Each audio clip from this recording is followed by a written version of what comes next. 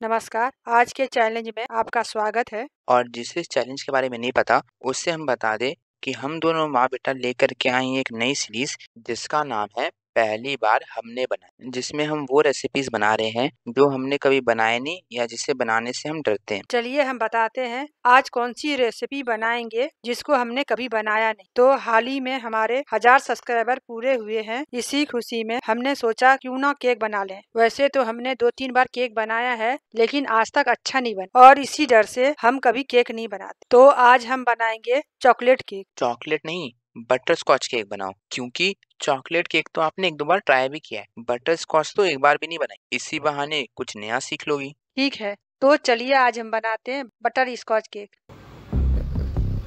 अरे सही से हुआ नहीं क्या? तो बड़ा कम हो गया। जैसा भी है उसको अब डाल देंगे, जो होगा देख। अरे देखने से तो ठीक लग रहा है। उठाओ। देखना टूटे ना। गया। तो सबसे पहले हम बना रहे हैं केक का बेस। बेस बनाने के कई तरीके होते हैं, जिसमें एक तरीका दूध फाड़कर बनाने का है। आज हम उसी तरीके से बनाएंगे।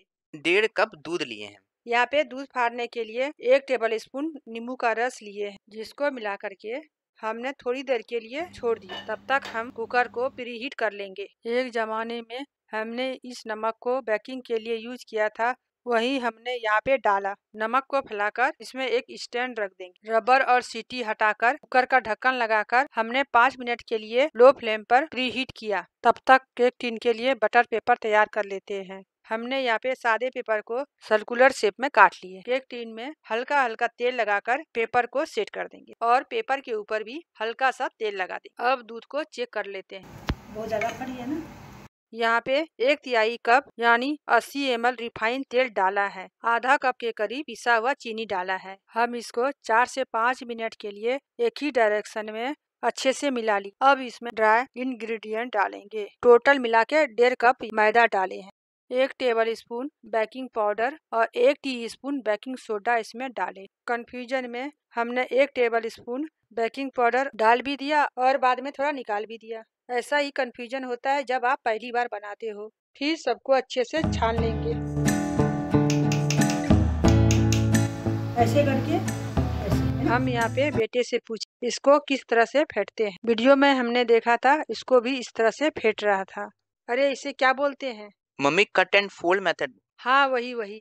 हमको अब मिलाने दो, अब आगे तुम बताओ। तो यहाँ पर स्पैचुला से थोड़ी देर मिलाने के बाद मम्मी ने फिर इसे हैंड विस्कर से मिलाया, जिससे इसमें गांठ ना। तो यहाँ पर थोड़ी देर मिलाने के बाद जब मम्मी ने इसको चेक करने के लिए ऐसे ऊपर से नीचे गिराया, तब पता नहीं क्या हुआ, वो सही से रिबन कंसिस्टेंसी में वो गिर ही नहीं रहा था। ना तो ये बात मेरे को समझ में आई और ना ही मम्मी को। तो लास्ट में हम दोनों ने थक हार के सोचा कि अब जो होगा देखा जाएगा, और भगवान का नाम लेकर के हमने केक टिन में सारे बैटर को डाल दिया। कुकर में सेट कर 35 मिनट के लिए लो फ्लेम पर छोड़ दिए। देखते हैं कैसा बना। अरे मम्मी, देखने में तो ठीक ही लग रहा है। हाँ लग तो रहा है। जब तक केक ठंडा हो रहा है, हम यहाँ पर बटर स्कॉच क्रंच बना रहे हैं। एक पैन में थोड़ा सा काजू और बादाम को सेकने के लिए रख दिए और इधर एक पैन में आधा कप चीनी को डालकर पिघलने के लिए रख। काजू बादाम को सेक के निकाल लिए और इसको कूट लिए। अरे ये पिघल क्यों नहीं रहा है? कुछ गलत कर दिए क्या? अरे 10 मिनट इसको पिघलने तो दो।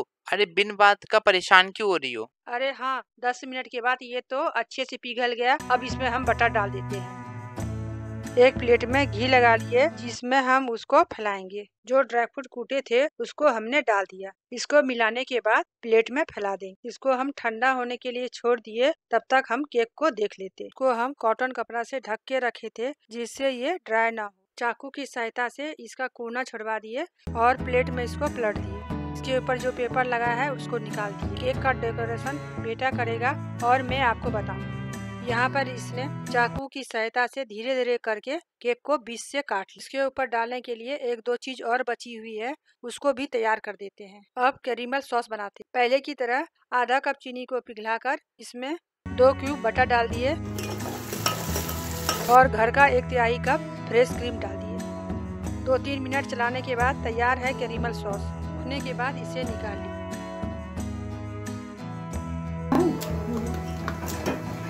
पॉलीथीन में डालकर छोटे छोटे टुकड़ों में इसको कर लिए। सब सामग्री तैयार कर लिए। चलिए अब इसको सजाते हैं। जैसे कि मम्मी ने हुक्म दिया है तो इसलिए मैं यहाँ पर केक को सजा रहा हूँ। तो सबसे पहले हमने थाली पे थोड़ा सा व्हिप्ड क्रीम लगा दिया। देखना टूटे ना। अरे हाँ हाँ, नहीं टूटेगा। केक का पहला लेयर यहाँ पर हमने रख दिया। फिर इसके ऊपर चीनी और पानी का घोल डाल दिया जिससे केक में मॉइस्चर बना रहे। तो ये व्हिप्ड क्रीम हम लोग मार्केट से लेकर के आए थे, उसी का यहाँ पर यूज कर रहे हैं। तो जो हमने कैरेमल सॉस बनाया था उसी को इस व्हिप्ड क्रीम में डाल रहे हैं जिससे इसमें थोड़ा बटर स्कॉच जैसा रंग आ जाए। तो मैंने यहाँ पर ज्यादा नहीं मिलाया था, थोड़ा सा ही मिलाया था, इसलिए कैमरे पर आपको उतना रंग पता नहीं चला। तो व्हिप्ड क्रीम को मिलाने के बाद अब केक के ऊपर इसको फैला दे। वैसे मुझे भी कोई खास केक बनाना आता नहीं है, ये तो बस थोड़ा सा हेल्प करना था इसलिए कर रहा हूँ। गया। बच गया। दरअसल केक को रोटेट करने के लिए हम लोग इसको एक डब्बे के ऊपर रख करके घुमा रहे थे, उसी कारण से ये ऐसे अनबैलेंस हो गया। खैर उसके बाद इसके ऊपर बटर स्कॉच क्रंच डाल दिया। तो अगले केक के लेयर को सेट करने के बाद फिर से व्हिप्ड क्रीम डालकर इसे अच्छे से फैला लिया। हमने कोशिश किया जैसे आमतौर पर केक बनता है उसी तरह इसे प्लेन करें, जिसे करना हमारे लिए टफ था। कभी कहीं से छूट जाता था तो कभी कहीं से। तो आधे घंटे बाद थक हार के हमने सोचा कि अब इसके ऊपर कैरेमल सॉस डाल देते। अब इतना देर तक आप कैरेमल सॉस को छोड़ोगे तो आप ही बताओ वो सूखेगा नहीं। तो वही हुआ। तो हमने यहाँ पर कैरेमल सॉस को वापस से गर्म किया और गरम गरम ही इसके ऊपर डाल दिया, और इस चक्कर में जो व्हिप्ड क्रीम सेट था वो भी पिघलने लगा।